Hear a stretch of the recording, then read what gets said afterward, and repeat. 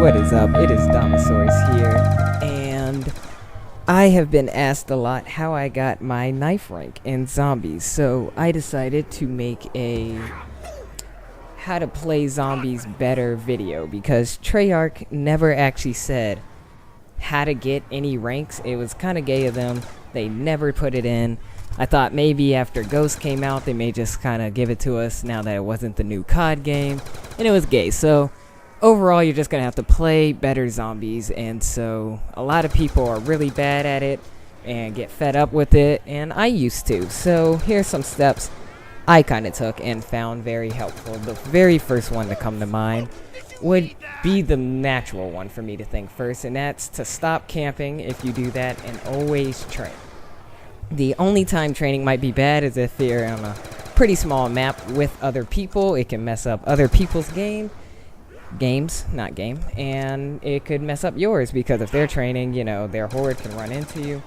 It's a big mess. But here's why. Once you kind of start hitting those lower 30s, your weapons, for the most part, maybe not if you have a ray gun Mark II or thunder gun, anything along those lines, a staff, stuff like that.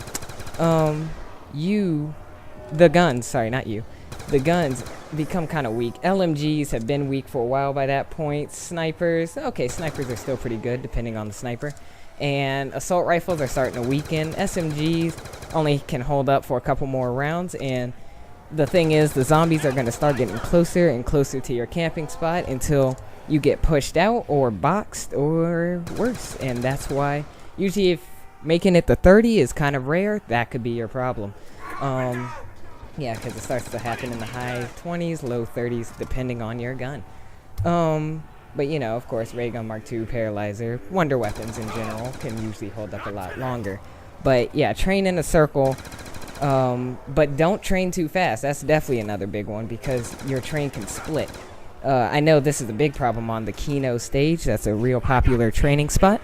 And if you, how do I put it? Yeah, if you move too quickly, the slower part or the back of the train will try and loop around. And because here's the thing, zombies will follow you blindly no matter what.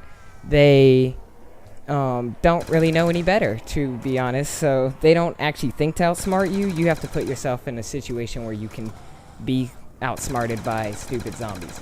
And so don't train too fast. Turn and shoot at the right moments. You know, after a while, you kind of pick up on it. It's pretty easy. But another thing is, don't be too jumpy and don't overthink it.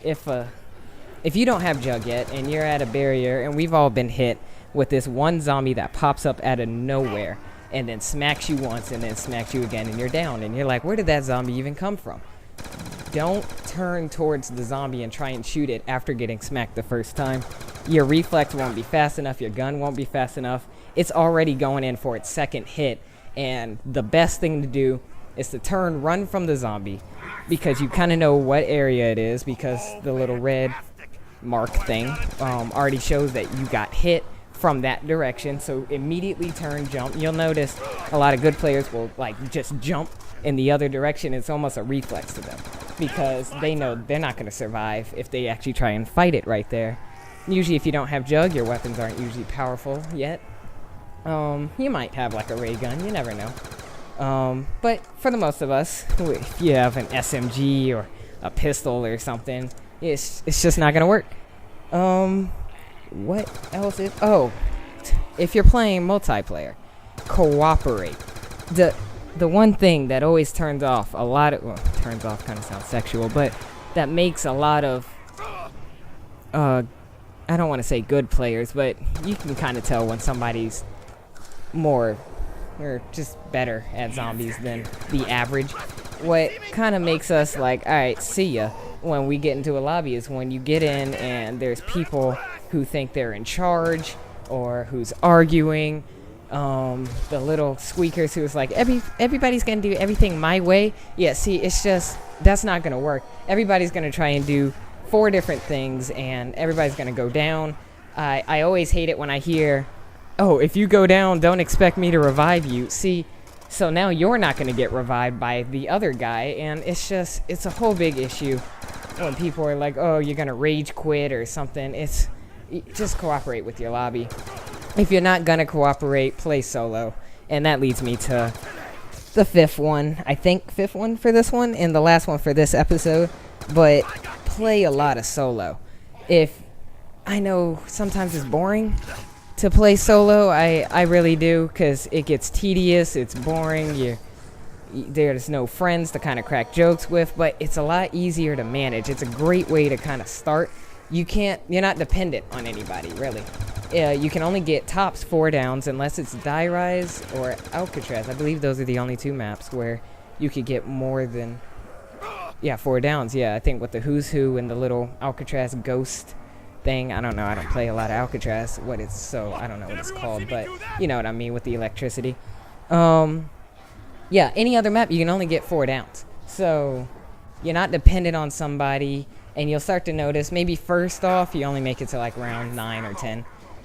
Then you start to hit like the low teens, the higher teens, the 20s by yourself. And then once you jump into multiplayer, because really multiplayer is harder. Most people don't even notice it, but you're given more zombies. If somebody goes down, that horde is now headed towards you, and it could be from any random direction wherever they were. It's actually harder. They just Treyarch or Call of Duty kind of disguises it with the fact that somebody can revive you if you go down, and so we're led to believe multiplayer is easier. It's not. Solo is way easier, but yeah, play a lot of solo.